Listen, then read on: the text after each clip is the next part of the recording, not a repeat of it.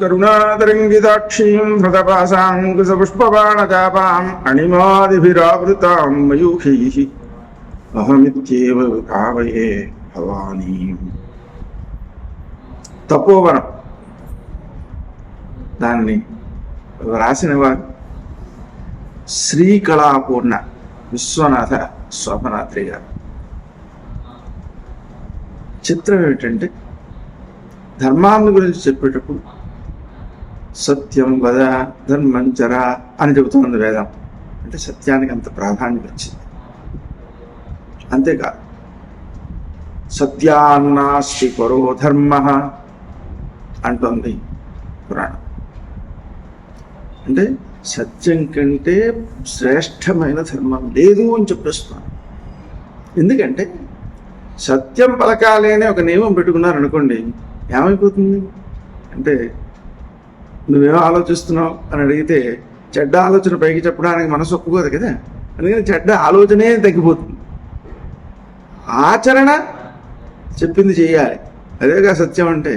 కాబట్టి ఆచరణ ధర్మబద్ధమైపోయింది, ఆలోచన ధర్మబద్ధమైపోయింది, వాక్కు ధర్మబద్ధమైపోయింది. దాన్నే రుజుత్వం అని అన్నారు మన వాళ్ళు. రుజుత్వం అంటే ఏది ఆలోచిస్తాడో అదే మాట్లాడాలి, ఏది మాట్లాడాడో దాన్నే చెయ్యాలి, ఆచరణలో పెట్టాలి. అలా ఈ సత్యం అనేటువంటిది మొత్తం వ్యక్తిని పరిపూర్ణమైనటువంటి పవిత్ర స్థితికి తీసుకురావడానికి ఉపకరించేటువంటి అంశం. ఆ కారణంగానే కృతయుగానికి సత్యయుగం అని పేరు. అంటే అర్థం ఏమిటి? 4 పాదాల ధర్మము కూడా సత్యంపైనే ఆధారపడి ఉన్నందువలన అది ఒక్కటి పాటిస్తే తక్కినవన్నీ సమకూడిపోతాయి, సమగ్రమైపోతాయి అన్నటువంటి స్థితి అన్నమాట.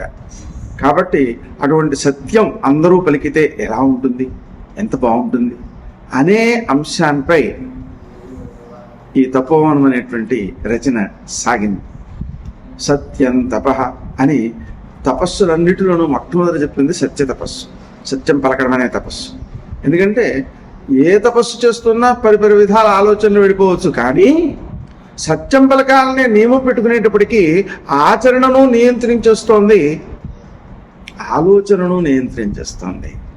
నిరంతరము ఆ సత్యమునందే ఏకాగ్రత పెరిగిపోతోంది, అతి జాగ్రత్త అలవాటైపోతోంది.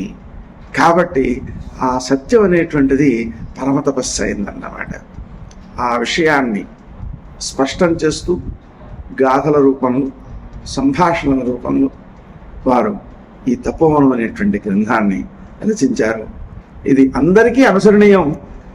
అది ఆలోచిస్తే దేశం మొత్తం, ప్రపంచం మొత్తం చాలా ఉన్నతోన్నతమైనటువంటి స్థితికి ఎదుగుతుంది అని మనం గుర్తించవచ్చు. అందరూ చదవదగిన, వినదగిన పుస్తకం. నమస్కారం. అందరికీ నమస్కారం. తపోవనము అనే నవలతో మీ ముందుకు వస్తున్నాం. నిష్కామమైన తపస్సు చేయటం వలన మనకి, మన సమాజానికి కలిగే మేలు ఏమిటో ఈ నవల ద్వారా తెలియజేస్తున్నాం. ఇందులో 18 అధ్యాయాలుగా ఒక తపోవనం నిర్మించటం, అందరి చేత సత్యం పలికించటం అనేది ఎలాగా అనేటువంటిది చెప్పుకుంటూ ముందుకు వెళ్తున్నాం. అసలు తపస్సు అంటే ఏమిటి? ఈ రోజుల్లో ఎవరు చేస్తారు? జరిగే పనేనా? తపస్సు అంటే ఏమిటి ప్రశ్న పరంపర వ్యతిరేక భావంతో మొదలవుతుంది. తపస్సు అంటే శ్రద్ధ, ఆసక్తి, దీక్ష. మనం నిత్యం చేస్తున్నదే తపస్సు. విద్యార్థి చదువును, ఉద్యోగి ఉద్యోగమును, వ్యాపారులు, ఇతర వృత్తుల వారు తమ పనులను శ్రద్ధగా, ఆసక్తిగా, దీక్షగా పూర్తి చేసుకుంటున్నారు. ఇదంతా తపస్సే. అదే శ్రద్ధ, ఆసక్తి, దీక్ష భగవంతుని యందు నిలిపి ఉంచటం అనగానే వెనకడుగు వేస్తున్నారు. మన పూజలు, ధ్యానము భగవంతుని చేరాలంటే మన వాక్కు శుద్ధిగా ఉండాలి. అందుకు నిత్యము సత్యమును పలుకుట అభ్యాసం చేయాలి. మనస్సు నిర్మలంగా ఉండాలి అంటే అందుకు నిష్కామంగా అనగా ఎటువంటి కోరికలు లేకుండా ధ్యానించాలి. అనవసరంగా ప్రతి చిన్నదానికి అబద్ధాలు ఆడటం, ప్రతి చిన్న కోరిక భగవంతునికి నివేదించటం పరిపాటి అయిపోయింది. నిష్కామ తపస్సు వల్ల వ్యక్తిత్వం వికసిస్తుంది, స్వశక్తి మీద నమ్మకం కుదురుతుంది, ఆత్మస్థైర్యం పెరుగుతుంది. లోక శ్రేయస్సు కోసం మన మహర్షులు వేల సంవత్సరాలు తపస్సు చేశారు. మనము వారి బాటలో నడవటానికి ప్రయత్నిద్దాం. స్వచ్ఛ సమాజం కోసం శ్రమిద్దాం. ఈ సందేశాన్ని కథారూపంలో సమాజానికి అందించే ప్రయత్నమే ఈ తపోవనం నవల. తరువాతి అధ్యాయం ఆర్థిక వనరులు. రాయుడు తన ఇంటిలో ముందు వసారాలో గ్రామస్తులతో సమావేశమై ఉన్నాడు. ఆయన ఇంటి ముందు ఒక కారు ఆగింది. అందులో నుండి ఒక నడి వయస్సు దంపతులు దిగారు. సంపన్నుల వలె ఉన్నారు. రాయుడు గారి కోసం వచ్చాము అన్నారు. వారే రాయుడు గారు అంటూ అక్కడున్న వాళ్ళు రాయుడును చూపించారు. మేము ముంబైలో ఉంటాము. మీ పత్రికా ప్రకటన చూశాము.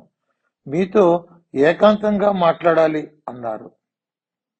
రండి లోపలికి వెడదాము అని వారిని లోపల గదిలోకి తీసుకువెళ్ళాడు. వారిని కూర్చోబెట్టి వారికి అతిథి మర్యాదలు చేశాడు. జనార్దన్ రావు గారిని పిలిచి వారితో సమావేశమైనాడు. వీరు మా మామగారు, మీరు మాట్లాడవచ్చు అన్నాడు.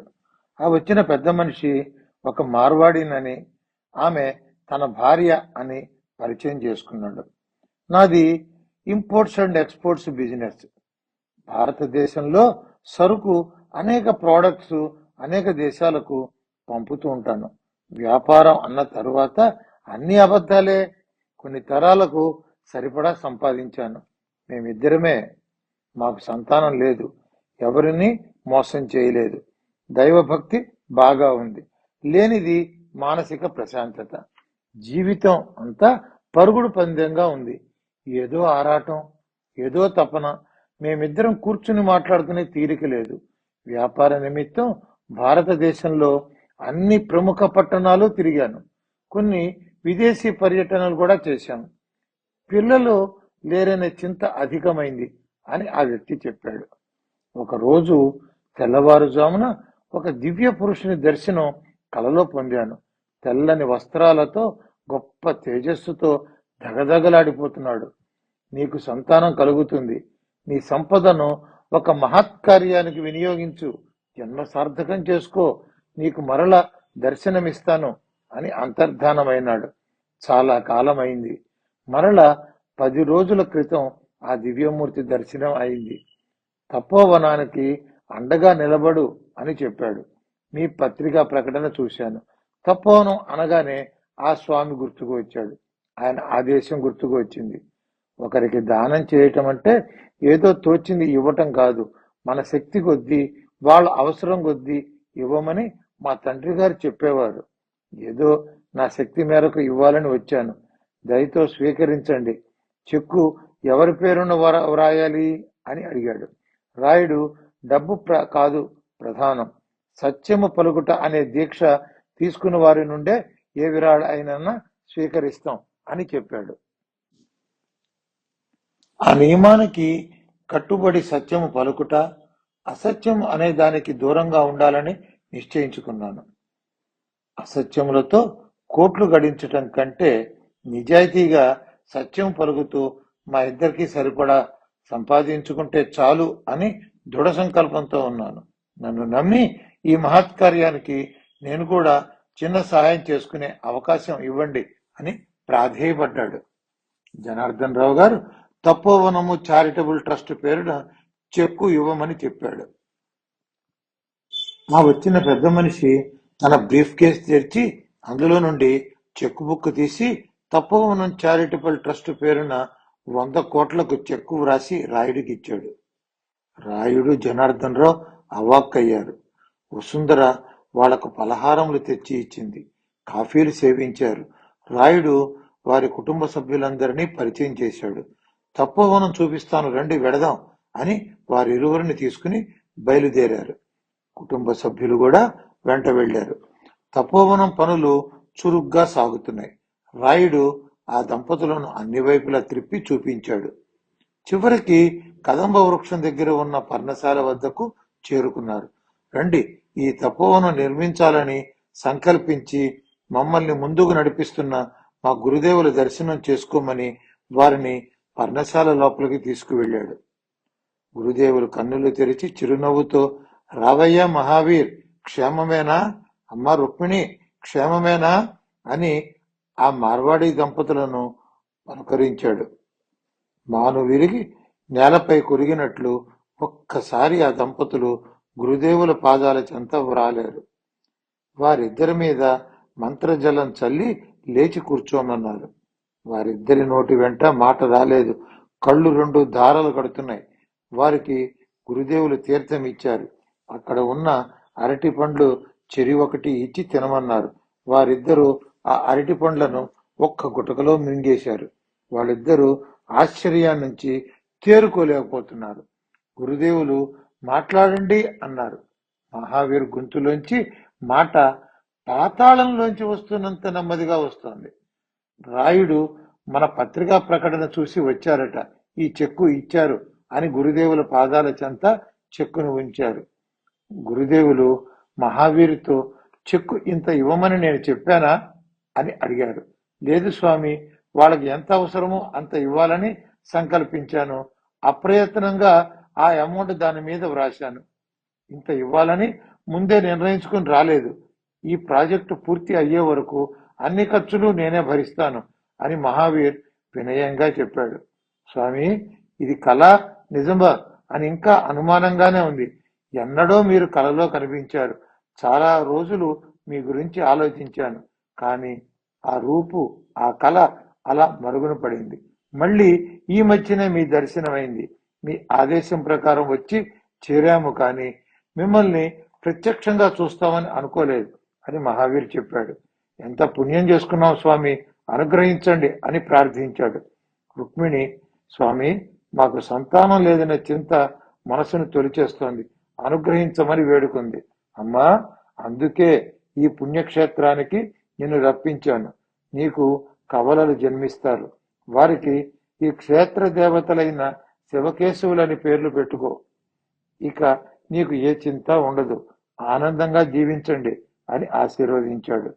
మహావీర్, నేను కూడా ఇక్కడే ఉండి మీ పాదసేవ చేసుకుంటాను, అనుమతి ఇవ్వండి అని గురుదేవులను వేడుకున్నాడు.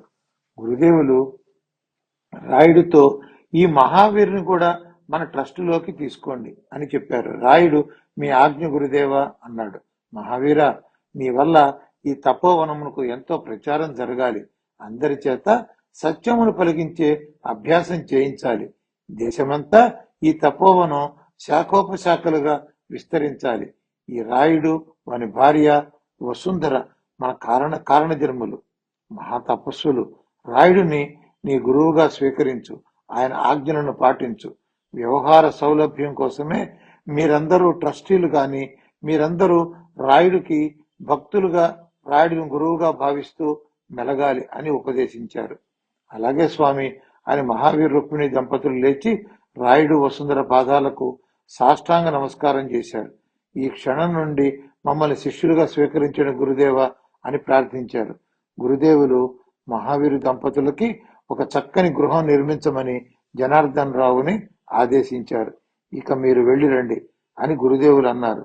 మహావీర్, మాకు వెళ్లాలని లేదు స్వామి అని వేడుకున్నాడు. మహావీర్, నీవు ఎప్పుడు పిలిస్తే అప్పుడు వచ్చి నీతో మాట్లాడుతా. ఈ రోజు రాయుడి ఇంట్లో ఉండి రేపు ముంబైకి వెళ్ళు అని చెప్పారు.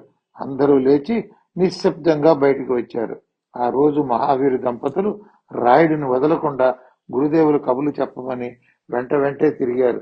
రాయుడు ఆయనకు గురుదేవుల గ్రామం వచ్చిన దగ్గర నుండి నేటి వరకు జరిగిన సంగతులు పూర్తిగా చెప్పాడు. మరునాడు ఉదయం బరువెక్కిన హృదయంతో విడవలేక మహావీర్ రుక్మిణి రాయుడి దంపతులకు నమస్కరించి ముంబైకి వెళ్లారు. నొసబు రాయుడితో, మన గ్రామ ప్రజలకు కూడా ఈ తపోవన నిర్మాణంలో పాలు పంచుకునే అవకాశం ఇవ్వాలి. అందరూ గురుదేవుల యందు భక్తి ప్రపత్తులతో ఉన్నారు. ఎక్కడెక్కడి వాళ్ళు వచ్చి కానుకలు ఇస్తుంటే వాళ్ళకి కూడా అవకాశం ఇవ్వలేదని బాధపడతారు. అందుకని అందరినీ ఒక్కసారి పిలిచి వారి వారి శక్తిని బట్టి కానుకలు సమర్పించుకోమని అడగటం అవసరం అని చెబుతున్నాను అన్నాడు.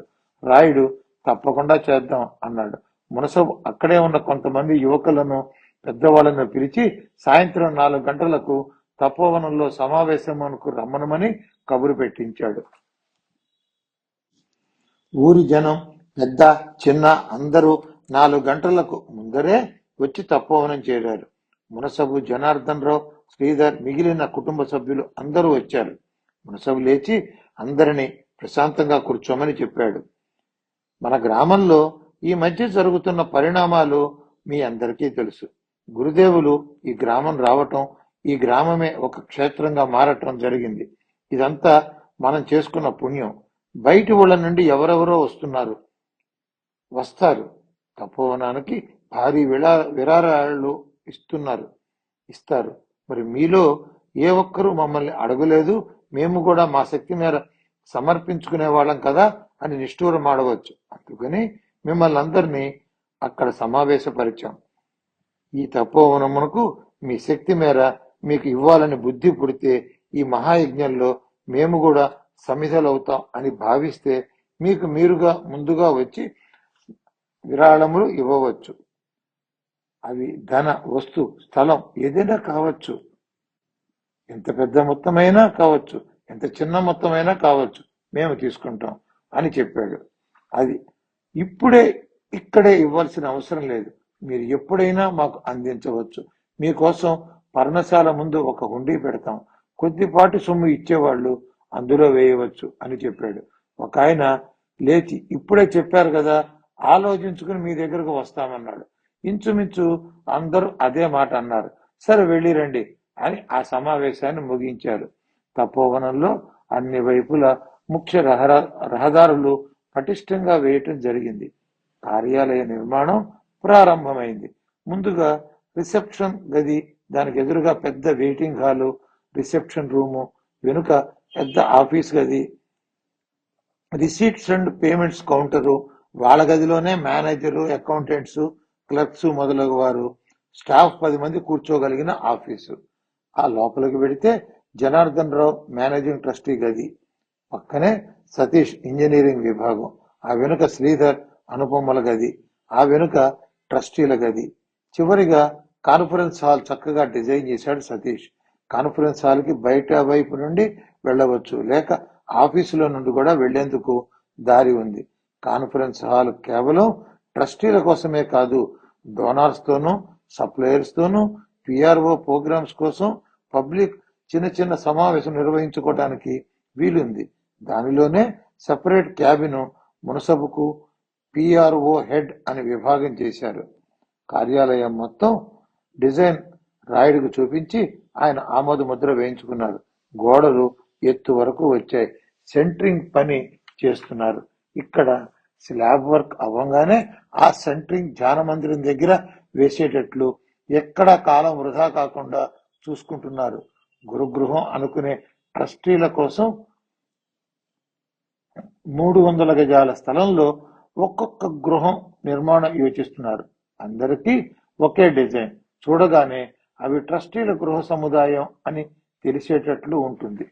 గ్రామస్తులు అనేక మంది మునసబుని కలిసి 1/2 ఎకరం నుండి 10 ఎకరాల భూమి వరకు తపోవనంకు రాసి ఇచ్చుటకు ముందుకు వచ్చారు. వారి వివరాలు సేకరించి వారి డాక్యుమెంట్లను మునసబు తీసుకున్నాడు. ధన రూపేణా కొంతమంది 1000 రూపాయల నుండి 1,00,000 రూపాయల వరకు ఇచ్చారు. కొంతమంది ఆడవాళ్లు తమ నగలను సమర్పించారు. ఇది మునసబు కానీ ఇతర ట్రస్టీలు కానీ ఊహించని పరిణామం. శ్రీధర్ స్టేట్ బ్యాంకులో ఒక లాకర్ ఓపెన్ చేసి ఈ డాక్యుమెంట్లు, నగలు ఆ లాకర్లో దాచి ఉంచాడు. శ్రీధర్ తన ఆఫీస్ వర్క్ కి అటెండ్ అయ్యే సమయం దొరకటం లేదు. అనుపమ వెళ్లి ఆఫీస్ మేనేజ్ చేసుకుంటోంది. మునసబు పొలం దానం చేసిన దాతలను పిలిచి 1 సంవత్సరం పాటు మీ పొలం మీరే సాగు చేసి ఫలసాయం మాకు అందించండి. నిర్మాణ కార్యక్రమాల్లో వాటిపై శ్రద్ధ చూపలేం. అనవసరంగా బీడివారిపోవటం మంచిది కాదని వారికి చెప్పారు. వారందరూ సంతోషంగా అంగీకరించారు. రాయుడు పొలంలో 6 బోరుబావులు ఉన్నాయి. మునసబు పొలంలో 2 బోరుబావులున్నాయి. ఇది కాక జనార్దన్ రావు గారు మరో 12 బోరుబావులు తవ్వించాడు. కన్స్ట్రక్షన్ సరిపడు నీరు కావాలి. ఆ తర్వాత పొలమునకు గార్డెనింగ్ కు నీరు కావాలి. ఒకసారి కన్స్ట్రక్షన్ పూర్తి అయితే బోరుబావులు వేయటం వల్ల అసౌకర్యంగా ఉంటుంది. ఆ ఊరిలో ఎక్కడ తవ్వినా తీయని నీరు అతి తక్కువ లోతులోనే లభిస్తుంది. 6 ఓవర్ హెడ్ ట్యాంకులు కట్టించారు. అండర్ గ్రౌండ్ డ్రైనేజీ, త్రాగునీటికి మొత్తం తపోవనం పైప్ లైన్ సిస్టమ్ ఏర్పాటు చేశారు. అత్యంత ఆధునిక టెక్నాలజీతో ముందు చూపుతూ సతీష్ దగ్గరుండి పర్యవేక్షిస్తూ పనులు చకచకా పూర్తి చేయిస్తున్నాడు. కార్యాలయం అన్ని సౌకర్యాలతో పూర్తి అయింది. లోపలి వైపు రంగులు కూడా వేశారు. ప్రారంభోత్సవానికి సిద్ధంగా ఉంది. గురుదేవుల చేత ప్రారంభం చేయించుదామని కొందరు అన్నారు. రాయుడు గురుదేవులు ఆ ఆడంబరాలకు దూరంగా ఉంటారు, మనం అడగకూడదు అని చెప్పాడు. అయితే మీరే చేయండి అన్నాడు మునసబు. కార్యాలయం ఆవిష్కరణ జనార్దన్ రావు గారు చేయాలి అని నిర్ణయం చేశాడు.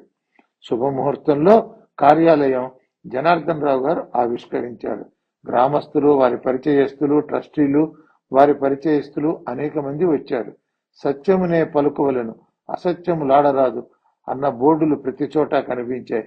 వచ్చిన ప్రతి వారికి ట్రస్ట్ ఆశయాలు, నిబంధనలు తెలియజెప్పే కరపత్రాలు పంచిపెట్టారు.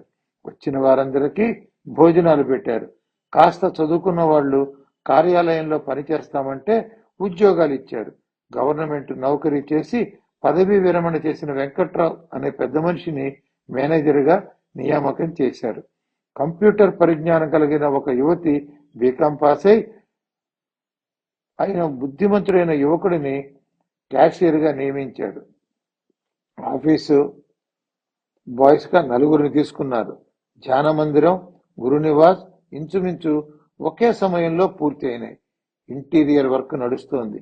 మహర్షుల తైలవర్ణాల చిత్రాలు తయారు చేస్తున్నారు. ధ్యాన మందిరం ఎటువంటి ఆర్భాటాలు లేకుండా మనసుకు ఆహ్లాదం కలిగించే విధంగా చక్కని డిజైన్లతో అందాలు చెక్కుతున్నారు.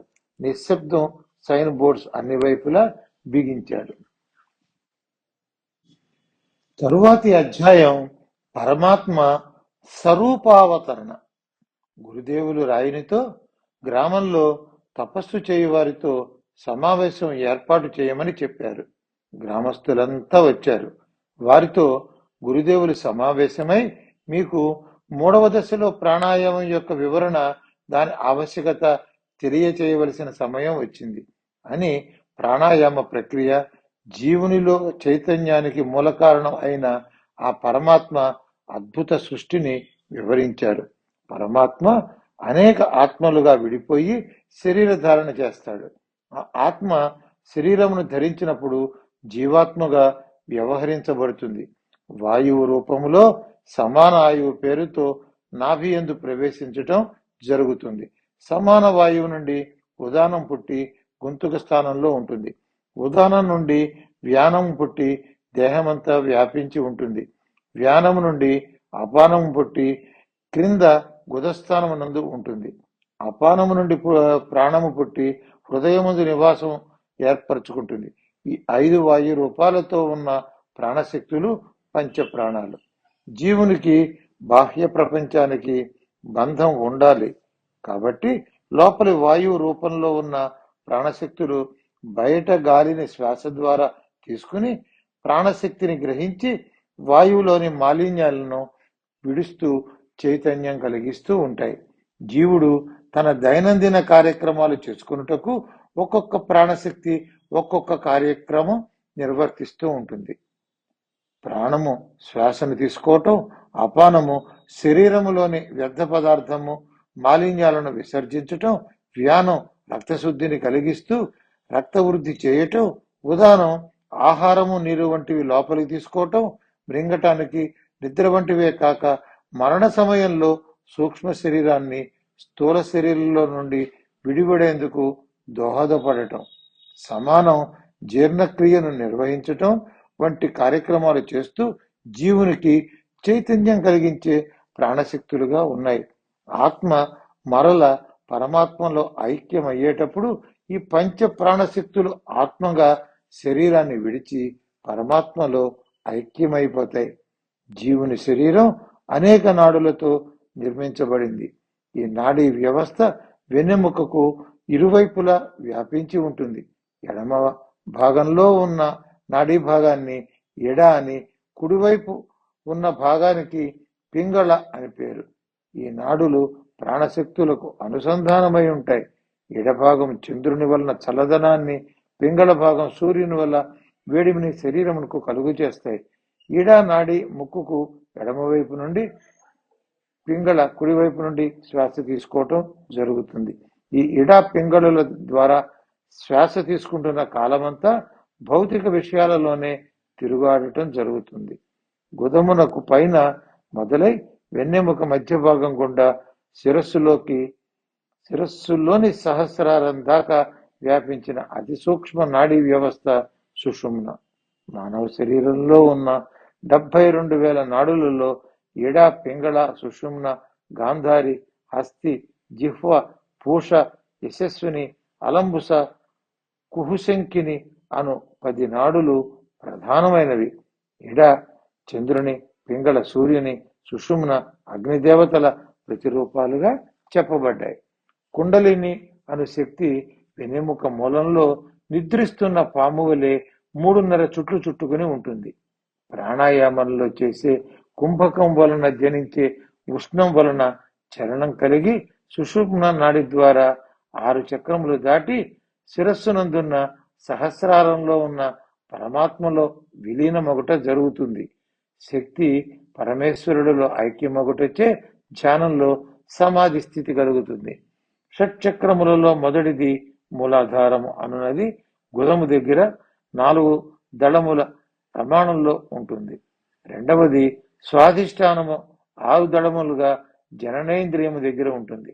మూడవది మణిపూరము 10 దళములుగా నాభి దగ్గర ఉంటుంది. నాలుగవది అనాహతము 12 దళములతో హృదయమందు ఉంటుంది. ఐదవది విశుద్ధము 16 దళములతో గొంతు దగ్గర ఉంటుంది. ఆరవది ఆజ్ఞాచక్రం 2 దళములతో 2 కనుబొమ్మల మధ్య ఉంటుంది. సప్తమ చక్రంగా శిరస్సు అగ్రభాగంలో 1000 దళములుగా ఉన్నది సహస్రారం. శ్వాసను నియంత్రించటమే ప్రాణాయామం. ఉచ్ఛ్వాస నిశ్వాసలను నియంత్రిస్తూ నాడీ వ్యవస్థను ఉత్తేజపరుస్తూ కుండలిని శక్తిని మేలుకొలిపి సహస్రారంలోని శివునితో ఐక్యం చేయటం సమాధి స్థితి పొందటం. రేచకం అంటే నిశ్వాస, బయటకు వదులు గాలి. అజ్ఞానాన్ని విడిచి పూరకం ఉచ్ఛ్వాస ద్వారా లోపలికి గాలిని పీల్చి జ్ఞానాన్ని పొంది కుంభకం ద్వారా శ్వాసను నిలిపి ఉంచడం ద్వారా అహం బ్రహ్మాస్మి అని భావం స్థిరపడుతుంది. వాయు రూపంలో ఉన్న పంచ ప్రాణాలను శ్వాసని నియంత్రించటం ద్వారా జయించవచ్చు. దీని వలన అనారోగ్యం ఉండదు. మృత్యువును దూరం చేయవచ్చు. శ్వాసను కనుబొమ్మల మధ్యనున్న చక్రమునందు నిలిపి ఏకాగ్రతతో ఉన్నంత కాలము మృత్యువు దరిచేరదు. యమ నియమ ఆసనములను జయించిన వానికే ప్రాణాయామం నందు సిద్ధి కలుగుతుంది. ప్రాణాయామం నందు సిద్ధి పొందిన వానికి అతీంద్రియ శక్తులు లభిస్తాయి. పూరకము అంటే గాలిని లోపలికి పీల్చుట, ఉచ్ఛ్వాస. రేచకముతో అంటే గాలిని బయటకు వదిలిపెట్ట, నిశ్వాస. లోపలికి పీల్చిన గాలి స్తంభింపజేయుట కుంభకం. పరమ నిశ్శబ్దముగా గాలిని పీల్చుట, వదిలిపెట్టుట చేయవలను. ఓంకారమును ఉచ్చరించుచు 4 సార్లు శ్వాస తీసుకున్నచో ఆ శ్వాసను లోపల బంధించి 16 సార్లు ఓంకారమును జపించవలను. శ్వాసను విడుచున్నప్పుడు 8 సార్లు ఓంకారమును ఉచ్చరించుచు నెమ్మదిగా గాలిని విడువలను. శివ పంచాక్షరి కాని రామతారక మంత్రంతో కాని ప్రాణాయామం చేయవచ్చు. ప్రాణాయామమునకు కూర్చుని ఆసన సిద్ధి పొంది ముందుగా కుడి ముక్కుతో రేచకము చేసి మలిన వాయువును విసర్జించాలి. తరువాత కుడి ముక్కును వేళ్లతో నొక్కిపట్టి ఎడమ ముక్కుతో పూరకం చేయాలి. అంటే ప్రాణవాయువును పీల్చుకోవాలి. లోపల కుంభకం వేసి కుడి ముక్కుతో రేచకం చేసి వెంటనే పూరకం చేయాలి. మరల కుంభకం చేయాలి. ఎడమ ముక్కు ద్వారా నెమ్మదిగా రేచకం చేయాలి. మరల వెంటనే ఎడమ ముక్కుతో పూరకం చేసి కుంభకం చేయాలి. కుడి ముక్కుతో రేచకం చేయాలి. ఇలా చేస్తే ఒక ప్రాణాయామం కింద లెక్క. పరమాత్మ శరీర ధారణ చేస్తున్నాడు అంటే శక్తి కుండలిని రూపంలోనూ, దేవతలు నాడుల రూపంలోనూ పరమాత్మను పరివేష్టించి ఉంటారు. అందుకే దేహము దేవాలయం. గురుదేవులు తపస్సులను ద్వేషించి మీరంతా ఇప్పటి వరకు నెమ్మదిగా ప్రశాంతంగా కొద్ది కాలం పాటు భక్తిని అలవరుచుకుంటూ ధ్యాన సాధన చేస్తూ వచ్చారు. అష్టాంగ యోగములు అనేవి చెప్పాను.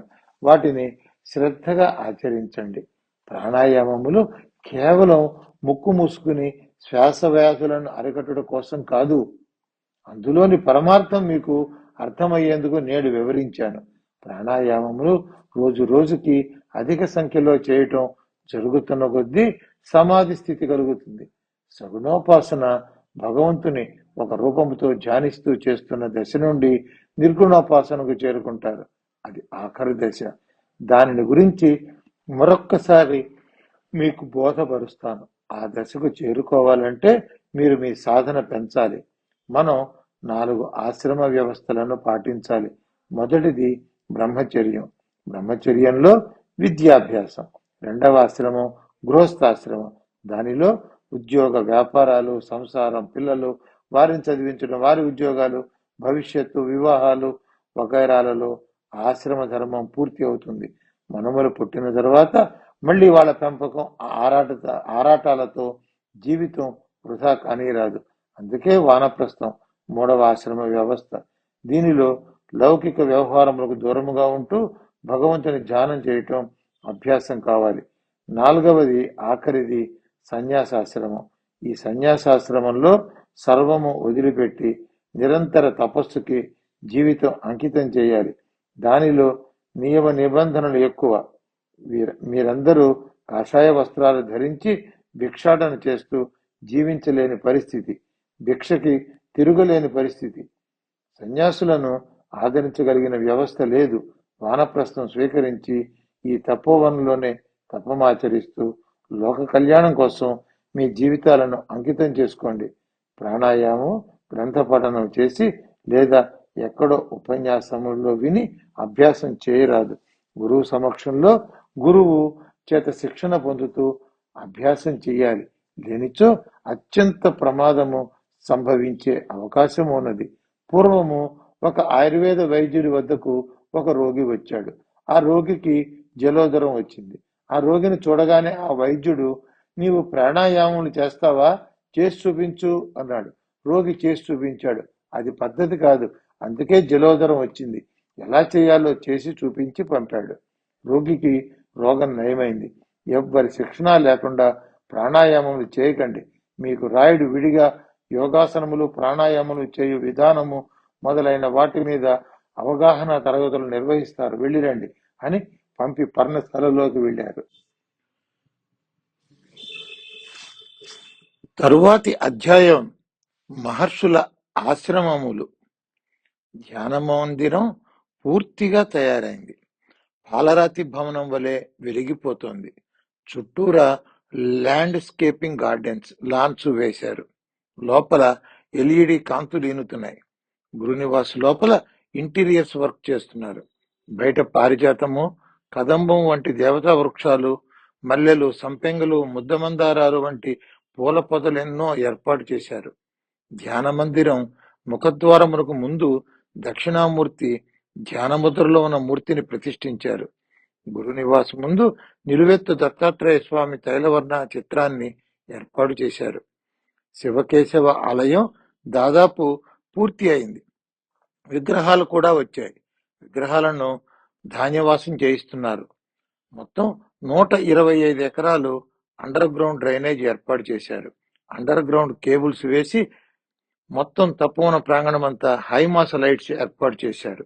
తపోవనం చుట్టూ కాంపౌండ్ వాల్ నిర్మించారు. తారు రోడ్లు వేశారు. ఒక ఆధునిక టౌన్షిప్ తయారైంది. ట్రస్టీల నివాసం, ఎంప్లాయీస్ క్వార్టర్స్, 2 అతిథి గృహాలు, తపస్సులకు నివాసం అన్ని దాదాపుగా పూర్తి చేశారు. ఈశాన్యంలో అందమైన కొలను ఏర్పాటు చేశారు. కొలనులో స్నానాలు చేయవచ్చు. కానీ అక్కడ స్నానం చేసేందుకు ముందే తమ గృహంలో స్నానం చేసి వెళ్ళి అక్కడ స్నానం చేయాలని, దాని పవిత్రతను కాపాడాలని అందరికీ తెలియజేసే బోర్డులు వేలాడదీశారు. కొలను చుట్టూ ప్రదక్షిణ చేయవచ్చు, గట్టు మీద కూర్చొనవచ్చు. అక్కడి వాతావరణం చాలా ఆహ్లాదంగా ఉంది. దగ్గరలో చల్లని నీడనిచ్చే వృక్షాలు పెంచారు. గృహ సముదాయాల వెనుక పూర్తిగా ఏకాంత ప్రదేశంగా ఉన్న ప్రదేశము తాటాకుల కప్పువేసి 108 పర్ణశాలలు నిర్మించారు. మట్టి నేలను గోమయంతో అలికి ముగ్గులు వేశారు. ప్రతి పర్ణశాలలో క్రింద కూర్చోలేని వాళ్లకు గ్రానైట్ రాళ్లతో ఒక్కొక్క అరుగు మాదిరి ఎత్తైన బల్లలు ఏర్పాటు చేశారు. ప్రతి పర్ణశాలకు ఒక మహర్షి ఆశ్రమంగా పేర్లు పెట్టారు. కాంపౌండ్ వాళ్ళకి 5 గజాల యువతలుగా అన్ని రకాల ఫలవృక్షాలు నాటించారు. ఆశ్రమాల నడుమ పాకశాల, భోజనశాల ఏర్పాటు చేశారు. ఫిల్టర్ వాటర్ ఏర్పాటు చేశారు. ఆశ్రమ ప్రవేశం ద్వారం వద్ద ఒక గేట్ ఏర్పాటు చేశారు. అనుమతి లేనిదే ఇతరులు లోనికి ప్రవేశించకూడదన్న నిబంధన పెట్టారు. తపస్సు చేసుకునే వారికి ఏ విధమైన అసౌకర్యం కలుగకూడదు. వారి ఏకాగ్రతకు భంగం కలిగే శబ్ద కాలుష్యం రాకుండా అన్ని జాగ్రత్తలు తీసుకుంటున్నారు. ఆశ్రమ ప్రాంగణం బయటి ప్రపంచానికి దూరంగా చెట్ల సముదాయం మధ్య ఏర్పాటైంది. అరణ్యంలో మునుల ఆశ్రమాలు ఉన్నట్లుగా సుందరమైన ప్రకృతి వాతావరణం దర్శనమిస్తోంది. రహదారుల ప్రక్కన అక్కడక్కడ హైమాస్ లైట్స్ ఉన్న చెట్ల నీడ లైట్ల కాంతిని తగ్గించింది. చిక్కని అడవిలో చంద్రుని కాంతి వెదజల్లినట్లు ఆశ్రమ వాతావరణం నెలకొంది. తపోవనం చుట్టూ వేప చెట్లు, పున్నాగ చెట్లు, చింత చెట్లు, మోదుగు చెట్లు, మద్ది, టేకు చెట్లు ఏపుగా పెంచారు. రిసెప్షన్ సెంటర్ దగ్గర పెద్ద పార్కింగ్ ఏరియా ఏర్పాటు చేశారు. మొత్తం తపోవనం ఒక పేరున్న సెక్యూరిటీ కంపెనీకి సెక్యూరిటీ బాధ్యతలు అప్పగించారు. రిసెప్షన్ దగ్గర ఒక చక్కని క్లినిక్ ఏర్పాటు చేశారు. డాక్టర్ గిరీష్ పర్యవేక్షణలో ఒక జూనియర్ డాక్టర్ని నియమించారు. మధ్య మధ్యలో ఫిల్టర్ వాటర్ తాగేందుకు ఏర్పాట్లు చేశారు. ఆఫీస్కి దగ్గరలో సందర్శకులకు టాయిలెట్స్ ఏర్పాటు చేశారు. 2 సంవత్సరాల కాలంలో అనూహ్యంగా, అతివేగంగా 100 మంది కార్మికులతో ఒక గొప్ప యజ్ఞం పూర్తి చేశాడు జనార్దన్ రావు గారు. ఇక తపోవనంలో ఒక్కొక్కటి గృహప్రవేశం లేదా ప్రారంభోత్సవం చేయాలి. రాయుడు గృహంలో ట్రస్టీలందరూ ప్రత్యేకంగా సమావేశమైనారు. ముంబై నుండి మహావీరు, ఆయన సతీమణి రుక్మిణి కూడా వచ్చారు. ఎవరి చేత తపోవనం ప్రారంభించాలి అని చర్చించారు. ఆ నియోజకవర్గ ఎమ్మెల్యేతో చేయిద్దాం అన్నాడు మునసబు. అలాగే మీరు ఎవరినైనా తీసుకువెళ్ళి ఆహ్వానించి రమ్మనమని రాయుడు చెప్పారు. లోపల ఒక్కో భవంతి, ఆలయం ఇవన్నీ కూడా విడివిడిగా ప్రారంభోత్సవాలు వేడుకగా చేద్దాం అన్నాడు సతీష్. సరే, ఇన్ని చర్చలు ఎందుకు, గురుదేవులకు నివేదిద్దాం, వారు చెప్పినట్లు చేద్దాం అని గురుదేవుల వద్దకు వెళ్లారు. గురుదేవులు చిరునవ్వుతో వారిని పలకరించారు. అందరూ భక్తి ప్రపత్తులతో గురుదేవులకు ప్రణమిల్లి ఆసీనులయ్యారు. జనార్దనరావు గారు ముందుగా, గురుదేవా, తపోవనంలో నిర్మాణ కార్యక్రమాలు పూర్తి చేశాం. వీటి ప్రారంభోత్సవములు ఏ విధంగా చేస్తే బాగుంటుంది అని మీ ఆజ్ఞ కోసం వచ్చాం అన్నారు. భవన నిర్మాణం కష్టం గాని ప్రారంభోత్సవం గురించి ఆలోచన ఎందుకు? ఈ తపోవనం మీది, మీరందరూ శ్రమించారు, మీరే చేసుకోండి. నారాయణ గారు, మీరు మాకు దైవం, మీరు ప్రారంభించితే మాకు ఆనందం అని గురుదేవులను ప్రార్థించాడు. సరే, నేనే ఒక్కొక్కరికి ఒక్కొక్క బాధ్యత అప్పగిస్తాను, మిగిలింది నేను చేస్తాను అన్నారు. అందరి ముఖంలో ఆనందం తొంగి చూసింది. కార్యాలయ సముదాయాన్ని మునసబు, సుబ్బమ్మ దంపతుల చేత చేయించండి. ధ్యాన మందిరాన్ని నారాయణ, రేణుక దంపతుల చేత చేయించండి. క్లినిక్ గిరీష్ చేస్తాడు. పాకశాల, భోజనశాల శ్రీధర్, అనుపమ దంపతులు చేస్తారు. అతిథి గృహాలు, నివాస సముదాయాన్ని శ్రీనివాస్, తేజస్విని దంపతులు చేస్తారు. మీటింగ్ హాల్స్, ట్రస్టీల కార్యాలయములను సతీష్ చేస్తాడు. గురు నివాస్తో సహా ట్రస్టీల నివాసములు ఎవరి నివాసం వారే సంప్రదాయంగా గృహప్రవేశం మీ మీ నక్షత్రాలను బట్టి ముహూర్తం నిర్ణయించుకుని చేసుకోండి. ఆలయ ప్రతిష్ట రాయుడు దంపతులు చేస్తారు. ఆశ్రమ సముదాయం జనార్దన్ రావు, మాణిక్య దంపతులు చేస్తారు. అన్ని అయిపోయినట్లేగా అని గురుదేవులు అన్నారు. జనార్దన్ రావు తపోవనమును కూడా మెయిన్ గేట్ దగ్గర ప్రారంభోత్సవమును వేడుకగా చేద్దామని అన్నాడు. దానికోసమే మహావీర్ రుక్మిణి వచ్చారు. ఎవరిని చేయించకుండా మొత్తం ఖర్చు ఎవ్వరిని చేయి చాచకుండా మొత్తం ఖర్చు మహావీర్ దంపతులు ఇచ్చారు. ఇది వారి చేతుల మీదుగా జరగటమే మనందరికీ ఆనందదాయకం అని గురుదేవులు అనగానే అందరూ కరతాళ ధ్వనులతో తమ ఆనందాన్ని మహావీర్ దంపతులకు ప్రకటించారు. మహావీర్ లేచి నిలబడి, గురుదేవులకు నా ప్రార్థన. నేను మీ అందరికంటే చిన్నవాణ్ణి. తపోవనం నిర్మాణానికి నా ధనం వినియోగపడటం కంటే వేరే ఆనందం ఏదీ లేదు. ఈ తపోవనం గురుదేవులు ఆవిష్కరిస్తే మా అందరికీ ఆనందం. ఇది గురుదేవులకు నా ప్రార్థన అని కూర్చున్నాడు. నేను కూడా ఒక ప్రత్యేకమైన దాన్ని నా కోసం అట్టి పెట్టుకున్నాను. తపోవనాన్ని నీవు ఆవిష్కరించితేనే అందం, ఆనందం అని గురుదేవులు అన్నారు. మహావీర్ మీ ఆజ్ఞ అని అంగీకరించాడు. ఇంకా ఆవిష్కరించడానికి ఏముంది అని అందరూ ఆలోచనలో పడ్డారు. గురుదేవులు మీరందరూ గృహప్రవేశం చేశాక చివరిలో ఆలయ ప్రతిష్ఠ చేసుకుందాం అన్నారు. తపోవనంలో ముందుగా పాలు పొంగించి తపోవనం ప్రవేశం చేస్తే బాగుంటుందని అందరి అభిప్రాయాన్ని గౌరవిస్తూ అనుపమ శ్రీధర్ దంపతులు ముందుగా పాకశాల, భోజనశాలను ప్రారంభించారు. రాత్రి 10 గంటలకు ముహూర్తం బాగుందని ట్రస్ట్ సభ్యులు, గ్రామంలోని ముఖ్యులు అందరూ బయలుదేరి అనుపమ శ్రీధర్ వెంట తపోవనంలోకి వెళ్లారు. పాకశాల, భోజనశాలలకు మామిడి తోరణాలు కట్టారు. పెద్ద పూలదండలు గుమ్మాలకు వేలాడదీశారు. పురోహితులు, వేద పండితులు వేద మంత్రాలను పఠిస్తూ మేళ తాళాలతో పాకశాలను చేరుకున్నారు. పాకశాల చాలా ఆధునిక సామగ్రితో అత్యంత అధునాతంగా తీర్చిదిద్దబడింది. ముందుగా గోవును, దూడను తీసుకువెళ్లి పాకశాలను, భోజనశాలను కలిగి తిప్పారు. పురోహితులు నవధాన్యాలు, ఆవు పాలలో నానబెట్టినవి వెదజల్లుతూ అక్కడి గుమ్మాలకు కొబ్బరికాయలు కొడుతూ ఆ దంపతులు లోనికి ప్రవేశించారు. అనుపమ ఆవు పిడకలు తెప్పించింది.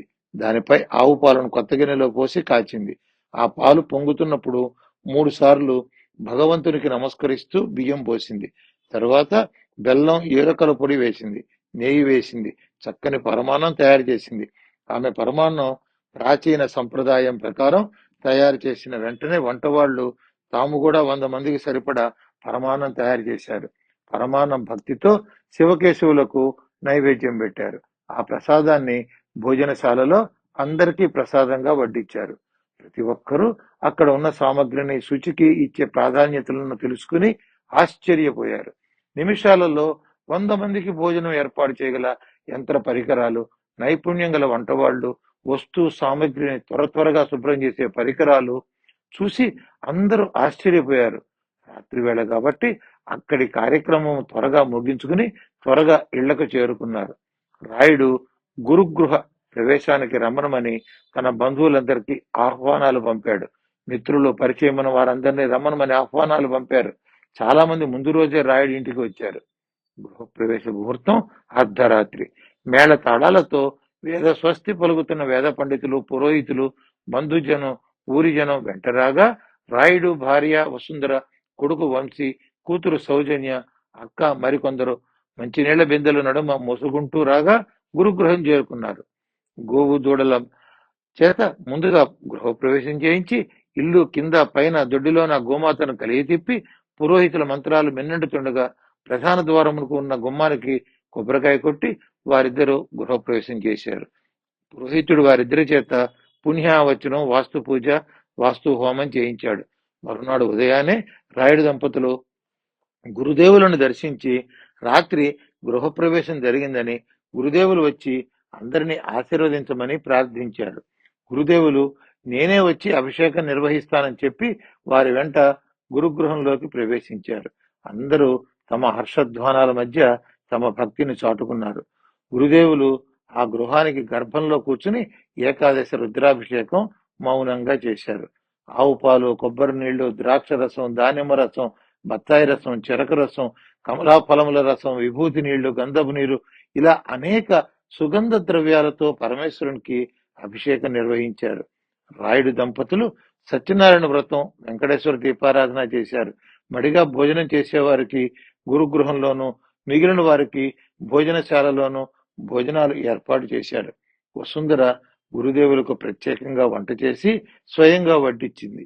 గురుదేవులు రాయుడు వసుంధరలతో, మీ ఇంట భోజనం చేస్తానని మాట ఇచ్చాను, ఈనాడు మీ ఇంట భోజనం చేస్తున్నాను, రాయుడు అవపోసన వడ్డించు అని చేయి చాచారు. రాయుడు లేచి నడుముకు ఉత్తరీయం బిగించి భక్తితో గురుదేవులకు అవపోసన వడ్డించాడు. గురుదేవులు భోజనం చేసిన తరువాత బంధువులు మిగతా వారు భోజనాలకు కూర్చున్నారు.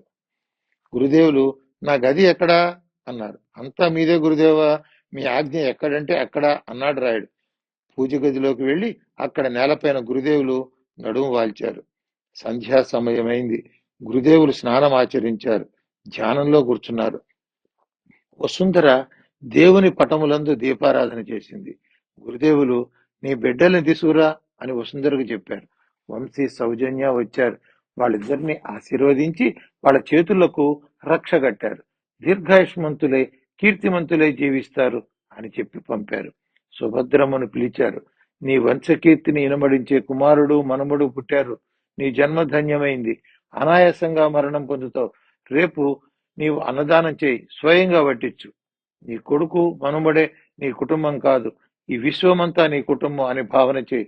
ఇక్కడ నిత్యం నీ పేరున కొన్ని తరాల పాటు అన్నదానం జరుగుతూ ఉంటుంది. శాశ్వత ఉన్నత లోక ప్రాప్తి కలుగుతుంది అని గురుదేవులు సుభద్రమ్మను ఆశీర్వదించి ఆమెపై మంత్రజలం చల్లారు. ఆమె భక్తి పారవశ్యాలతో గురుదేవులకు ప్రణమిల్లింది. గురుదేవులు మౌనం వహించి ధ్యానములోకి వెళ్ళిపోయారు.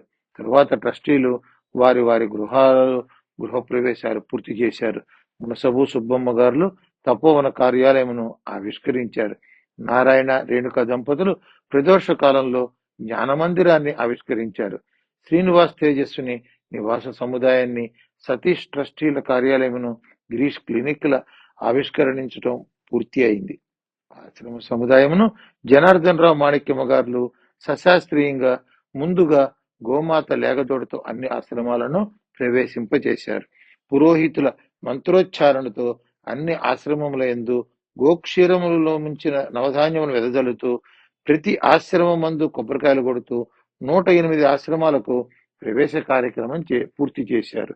ఆ దంపతులకు తీవ్ర అలసట అనిపించింది. గురుదేవులు యందు అచంచలమైన భక్తి అలసటను మటుమాయం చేసింది. గురుదేవులు తపస్సులందరినీ ధ్యాన మందిరంలో సమావేశం చేయమని రాయుడికి చెప్పారు. రాయుడు గురుదేవుల ఆదేశం అందరికీ తెలియచేశాడు. ప్రదోష కాలంలో ధ్యాన మందిరంలో గురుదేవులు తపస్సులతో సమావేశమైనారు. మీ ధ్యానం భక్తి శ్రద్ధలతో సాగుతోంది కదా అని అడిగారు. అందరూ చేస్తున్నాము అని చెప్పి తలలు ఊపారు. మీరు ఆఖరి దశకు చేరుకున్నారు. తపస్సు అంటే శ్రద్ధ, ఆసక్తి, దీక్ష, ఈ 3 కలిగి ఉండటమే తపస్సు. మనం చేసే మంత్రం మీద శ్రద్ధ ఉండాలి. మనం జపించే మంత్రం మీద ఆసక్తి ఉండాలి. మనం మంత్రం జపించాలి అనే దీక్ష ఉండాలి. మనం భగవంతుని యందు శ్రద్ధ, ఆసక్తితో దీక్ష వహించి ధ్యానం చేయాలి. ధ్యానం ఎలా చేస్తాం? మంత్రంతో చేయాలి. భగవంతుని యందు గురి కుదరాలంటే భగవంతుని రూపాన్ని మనసులో నిలుపుకొని భక్తితో శ్రద్ధగా ధ్యానం చేయాలి. దీనిని సగుణోపాసన అంటారు. ఏకాగ్రత కలిగి దీక్షగా ధ్యానం చేయగలిగిన స్థితికి వచ్చిన తర్వాత ధ్యానం, ఈ విగ్రహం, ఈ పూలు, ఈ అర్చన పక్కన పెట్టి మంత్రమే ప్రధానంగా భగవద్ధ్యానంలో లీనమవ్వాలి. దృష్టిని భ్రుకుటి మధ్య నిలిపి ఏకాగ్రతతో మంత్రం జపిస్తూ అనంతంలో ఉన్న ఆత్మను, అనంతంలో ఉన్న పరమాత్మకు అనుసంధానం చేయండి. మంత్రము తప్ప ఏది వినిపించదు, కనిపించదు. మనస్సు పరమాత్మ యందే లగ్నమై ఉంటుంది. బాహ్య ప్రపంచానికి దూరం అయిపోతారు. ఒక నిశ్చలమైన స్థితి కలుగుతుంది. మంత్రము నిలిచిపోతుంది. పరమాత్మ యందే దృష్టి నిలిచిపోతుంది. ఇది ధ్యానమునకు పరిపక్వ స్థితి. ఒక్క నిమిషం ఈ స్థితిని పొందిన ధన్యులమే. జీవితాన్ని పరిపూర్ణంగా ఆస్వాదించిన వారు, బాధ్యతలను పూర్తి చేసుకున్నవారు, వ్యామోహాలు విడిచిపెట్టండి. వానప్రస్థం స్వీకరించి తపస్సుతో జీవితాలను సార్థకం చేసుకోండి. ఇంకా సంసార తాపత్రయం ఉన్నవాళ్ళు కొంత సమయమైనా ధ్యానంలో ఉండండి. ఇది నిష్కామ తపస్సు. పదే పదే చెబుతున్నాను. భగవంతుని నుండి ఏదో ఆశించేవాళ్ళు పూజలు చేసుకోండి, యజ్ఞ యాగాదులు చేసుకోండి. ఆ భగవంతుడే కావాలి అనుకునే వాళ్ళు తపస్సు చేయాలి. మీకు భగవంతుని అనుగ్రహం పూర్తిగా ఉన్నదని నమ్ముతున్నాను. ఈ కాలంలో ఈ స్థితికి రాగలగటం మీరు చేసుకున్న పూర్వజన్మ పుణ్యం. మీ తపస్సుని దినదినం వృద్ధి చేసుకుంటూ ముందుకు సాగండి. మీ గురువు ఒక్కడే మిమ్మల్ని లక్ష్యం చేర్చగల సమర్థుడు. ఆ గురువు యందు అచంచలమైన భక్తిని ప్రకటిస్తూ పురోగతిని సాధించండి. నేటి నుండి మీ గురువుతో సాధన ప్రారంభించండి. ఇది మీ గురుస్థానం అని చెప్పి తాను కూర్చున్న ఆసనం రాయుడికిచ్చి గురుదేవులు ధ్యాన మందిరాన్ని వీడి వెళ్లారు. రాయుడు వారి చేత తారక మంత్రంతో ధ్యానం చేయించాడు. గురుదేవులు లేవగానే నారాయణ, జనార్దనరావు మరికొందరు గురుదేవుల వద్దకు వెళ్లారు. గురుదేవులు నేరుగా గురు నివాస్కు వెళ్లి పూజ గదిలోకి వెళ్లి ధ్యానంలో కూర్చున్నారు. జనార్దనరావు ఇతరులు మరల ధ్యాన మందిరానికి చేరుకున్నారు. అప్పటికి తపస్సుల ధ్యాన కార్యక్రమం పూర్తి అయింది. అందరూ ఆలయం వద్దకు వచ్చి వెళ్లారు. శిల్పులు శిల్పాలకు తుది మెరుగులు దిద్దుతున్నారు. చుట్టూరా కాంపౌండ్ వాళ్ళు పూర్తి అయింది. లోపలి అభిషేకం నీళ్లు బయటకు ఒక తుమ్ము ద్వారా బయట మొక్కలలోకి వెళ్లే ఏర్పాటు చేశారు. ధ్వజ ప్రతిష్ఠ, విగ్రహ ప్రతిష్టలు మాత్రమే మిగిలి ఉన్నాయి. వడ్రంగులు ధ్వజస్తంభానికి మేఖలాలు, వాటికి చిరుగంటలు బిగించి సిద్ధం చేశారు. రాగి శిఖరాలు సిద్ధంగానే ఉన్నాయి. ఈ 4 రోజుల్లో ప్రతిష్టా కార్యక్రమాలు శ్రద్ధగా పూర్తి చేయాలి అన్నాడు రాయుడు. ఆలయమును ఆగమ శాస్త్రానుసారం గర్భాలయం, అంతరాలయం, ముఖమంటపులు నిర్మించారు. ఆలయమునకు ఆగ్నేయ దిక్కులో యాగశాలను ఏర్పాటు చేశారు. స్ఫటిక శివలింగం 2.5 అడుగుల ఎత్తులో ఉన్నది సేకరించారు. విష్ణువు విగ్రహం 4 అడుగుల ఎత్తు ఉన్నది నల్లరాతి చెక్కపై చెక్కించారు. మొత్తం శిఖరములతో కలిపి ఆలయం 30 అడుగుల ఎత్తులో నిర్మించారు. ధ్వజస్తంభం నేలపై నుండి 36 అడుగుల ఎత్తులో తయారు చేశారు. శిఖరములను రాగితో తయారు చేయించారు. ధ్వజస్తంభమునకు రాగి తొడుగును తయారు చేయించారు. ఆలయం చుట్టూ చక్కని శిల్పాలను చెక్కారు. ఆలయ దర్శనమే కన్నుల పండుగగా ఉంది. వేద మంత్రాల నడుమ అక్కడ జరుగుతున్న వేడుక చూడటానికి భక్తులు పరుగు పరుగున చేరారు. ఉదయం 7 గంటలకు గురుదేవులు రాయుడిని పిలిచారు. రాయుడు వెళ్లి గురుదేవులకు నమస్కరించి నిలబడ్డాడు. ట్రస్టీలను రమ్మనమని కబురు చేయి అన్నారు. అలాగే గురుదేవా అని నిమిషాలలో ట్రస్టీలందరినీ భార్యలతో సహా రమ్మనమని ఫోన్ చేశాడు. అందరూ వెంటనే గురు నివాస్ చేరుకున్నారు. గురుదేవులు పూజా కార్యక్రమం పూర్తి చేసుకుని బయటకు వచ్చి అందరికీ తీర్థం ఇచ్చారు. గురు నివాసులో మధ్య హాల్లో సమావేశమైనారు. ప్రారంభోత్సవాలు అన్ని పూర్తి అయినట్లేనా అని అడిగారు. తపోవనం ప్రారంభం అనే వేడుక ఒకటి మిగిలి ఉన్నది. ఆలయ ప్రతిష్టలు చేయాలి అని జనార్దనరావు గారు చెప్పాడు. మనం ఆశ్రమాలను సందర్శించి వద్దాం అన్నారు గురుదేవులు. అందరూ ఆశ్రమ సముదాయం వైపు నడిచారు. మొదటి ఆశ్రమం సనక సనందనాథుల పేరు మీద ఉన్నది. సనకుడు, సనందుడు, సనత్సుజాతుడు, సనత్ కుమారుల ఆశ్రమం దర్శించిన పిదప నారద మహర్షి ఆశ్రమం, 3వది నరనారాయణుల ఆశ్రమం, 4వది మరీచి ఆశ్రమం, 5వది కపిల మహర్షి, 6 అధర్వ మహర్షి ఆశ్రమం, భూభు మహర్షి ఆశ్రమం, 7 హంస మహర్షి ఆశ్రమం, 8 ధ్రువుని ఆశ్రమం, 9 హరియస్సుల ఆశ్రమం, 10 శబలాశ్వుల ఆశ్రమం, 11 మృకండ మహర్షి ఆశ్రమం, 12 మార్కండేయ ఆశ్రమం, 13 శాలిహోత్రు మహర్షి ఆశ్రమం, 15 వ్యాస మహర్షి ఆశ్రమం, 16 వాల్మీకి ఆశ్రమం, 17 ప్రచేతసుడు మహర్షి ఆశ్రమం, 18 భరద్వాజ ఆశ్రమం, 19 విభాండక మహర్షి ఆశ్రమం, 20 ఋష్యశృంగ ఆశ్రమం, 21 వశిష్ఠాశ్రమం, 22 విశ్వామిత్ర మహర్షి ఆశ్రమం, 23 వాలకిల్యుల ఆశ్రమం, 24 వైఖానసుల ఆశ్రమం,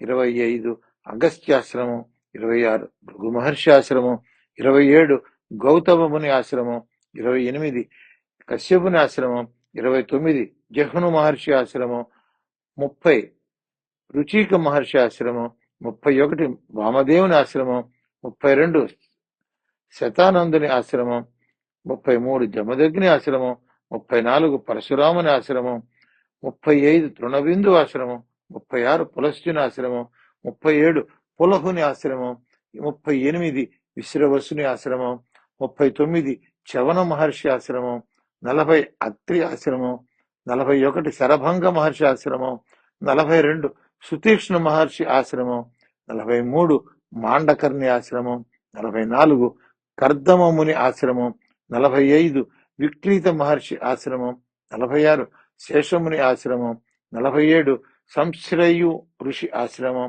48 స్థాణు ఆశ్రమం, 49 క్రతువు ఆశ్రమం, 50 అంగిరసుని ఆశ్రమం, 51 యవనాశు ఆశ్రమం, 52 అంబరీషుని ఆశ్రమం, 53 దక్షుని ఆశ్రమం, 54 వివస్వంతుని ఆశ్రమం, 55 అరిష్టనేమి ఆశ్రమం, 56 మతంగముని ఆశ్రమం, 57 సప్తమునుల ఆశ్రమం, 58 అరువ ఋషి ఆశ్రమం, 59 ఉదంకముని ఆశ్రమం, 60 పైల మహర్షి ఆశ్రమం, 61 వైశంపాయన ఆశ్రమం, 62 సుమంతుని ఆశ్రమం, 63 జైమిని ఆశ్రమం, 64 దధీచి ఆశ్రమం, 65 జరత్కార ఆశ్రమం, 66 ఆస్తిక మహర్షి ఆశ్రమం, 67 శమీక మహర్షి ఆశ్రమం, 68 శృంగి ఆశ్రమం, 69 చండభార్గవుడి ఆశ్రమం, 70 పింగళాశ్రమం, శారంగవ ముని ఆశ్రమం, 71 కౌచుని ఆశ్రమం,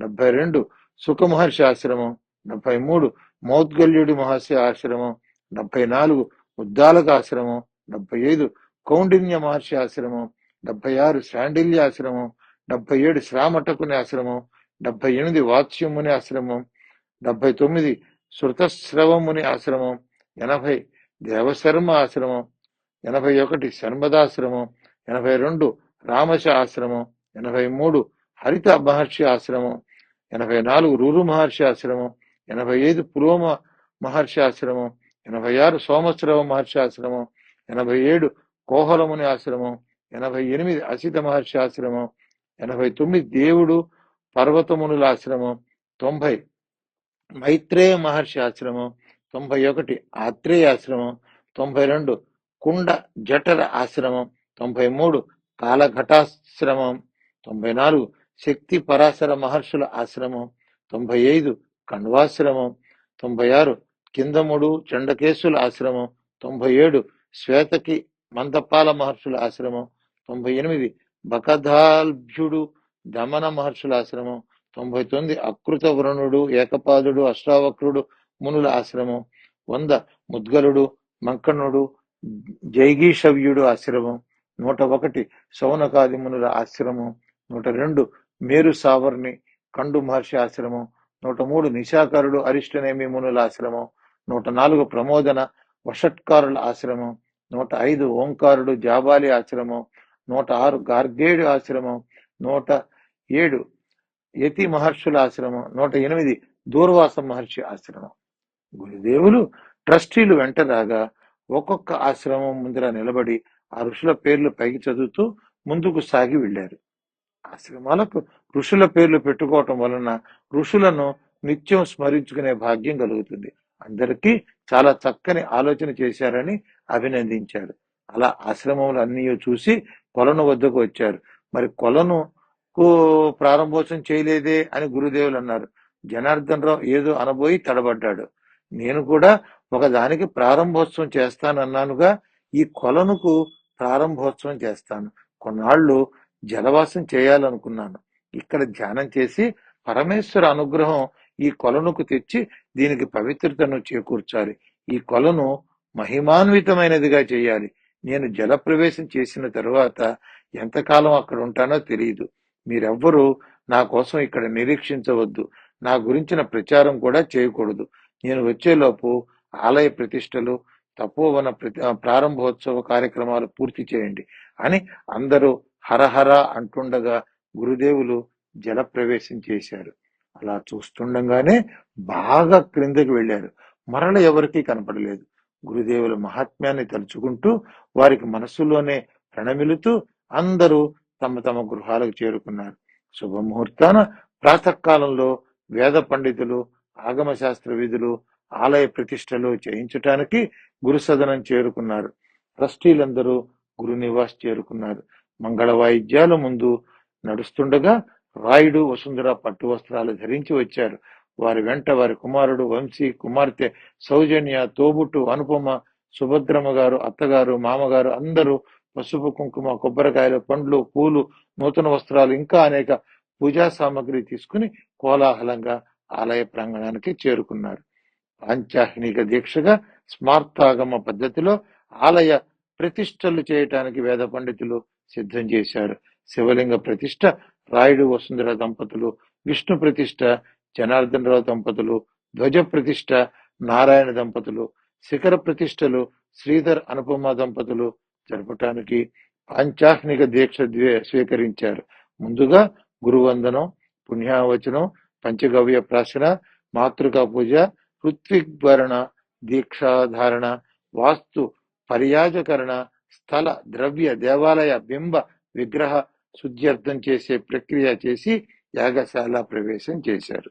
అఖండ స్థాపన, అంకురారోర్పణ, వాస్తు మంటపారాధన, అగ్నిమదనం, చతుష్షష్ఠి యోగిని మండపారాధన, క్షేత్రపాలన మంటపారాధన, నవగ్రహ మంటపారాధన, సర్వతోభద్ర ప్రధాన దేవతా వాహనాలతో మొదటి రోజు ఉదయం కార్యక్రమం పూర్తి అయింది. సాయంత్రం ప్రదోష పూజ మంటప దేవతలకు చేశారు. మంటపారాధన తర్వాత గణపతి హోమం, దీక్షా హోమం, యంత్ర బింబ దివ్య చైతన్య సిద్ధ్యర్థం ఋత్వికులు మంత్రానుష్ఠానం చేశారు. అక్కడితో మొదటి రోజు కార్యక్రమం పూర్తి అయింది. రెండవ రోజు విగ్రహములకు, యంత్రములకు, శిఖరములకు పంచగవ్య, పంచామృత, నవనీతాధివాసం చేయించారు. మూడవ రోజు పంచబిల్వ జలాధివాసం, నాలుగవ రోజు విగ్రహాదులను జలం నుండి తీసి చనకాది చూర్ణాదివాసం, సుగంధ ద్రవ్యాదివాసం చేయించారు. సాయంత్రం గ్రామోత్సవం జరిపి శయ్యాదివాసం, ధాన్యవాసం, పుష్ప ఫలాదివాసం చేయించారు. నిత్యము ఉదయం సాయంత్రం మంటప దేవతా పూజలు, మంత్రానుష్ఠానాలు, మూలమంత్ర జపములు, హోమములు, దీక్షా హోమములు వేదోక్తంగా నిర్వహిస్తున్నారు. ఐదవ రోజున నిత్య పూజలు పూర్తి చేశారు. దేవాలయ ప్రవేశం చేసి శుద్ధి చేశారు. గర్తన్యాసం, ధాతుర్న్యాసం, రత్నన్యాసం చేశారు. ముందుగా యంత్ర ప్రతిష్ఠ చేశారు. తర్వాత శివలింగ ప్రతిష్ఠ రాయుడు దంపతులు చేశారు. విష్ణు ప్రతిష్ఠ జనార్దన దంపతులు చేశారు. శిఖర ప్రతిష్టలు అనుపమ శ్రీధర్ దంపతులు చేశారు.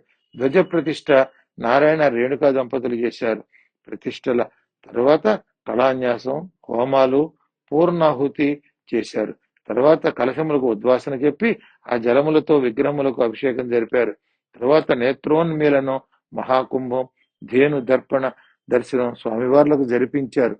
ప్రతిష్టలు పూర్తి కాగానే అష్టబంధనం, ప్రథమ పూజ చేసి శాంతి కళ్యాణం చేశారు. ఆశీర్వచన ఘట్టానికి చేరుకున్నారు. రాయుడు వసుంధరులకు జనార్దనరావు గారు, మాణిక్యమ్మ గారు కట్నాలు చదివించారు.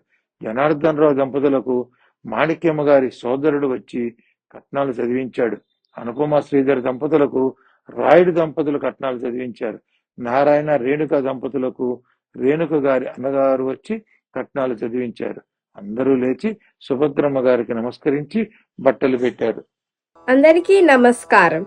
ఈ వీడియో మీకు నచ్చినట్టయితే ఇలాంటి మరిన్ని వీడియోలు చూడాలనుకుంటే మన ఛానల్ని లైక్ చేయండి, సబ్స్క్రైబ్ చేయండి. ధన్యవాదాలు.